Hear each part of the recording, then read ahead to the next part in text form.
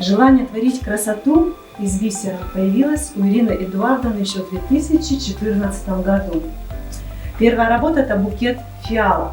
И она увлеченно создавала все новые произведения.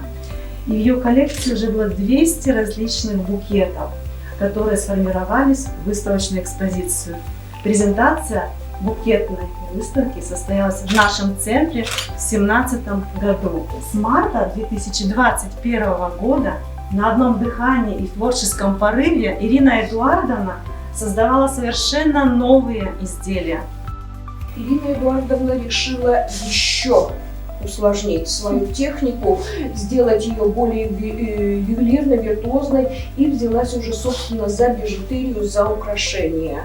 Они, конечно, технологически значительно сложнее.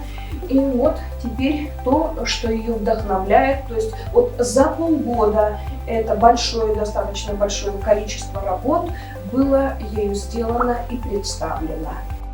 Ирина Эдуардовна работала 23 года в Министерстве культуры, и уйдя с работы, уже вот занялась этим творчеством. Видимо, столько накопила в себе вот этого творческого потенциала, творческих идей, красоты. И хочется пожелать ей творческих успехов и бесконечного счастья и удовольствия от работы и от самого процесса творчества.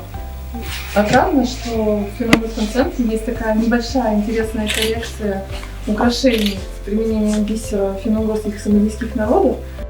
Орнаментированный бисером элемент традиционной одежды распространено у марийцев, у гуртов, у северных народов это ханты, манси, немцев, также у самов, мордвы. И каждое изделие отражает национальный колорит, также своеобразие традиционной культуры местности Самобытной.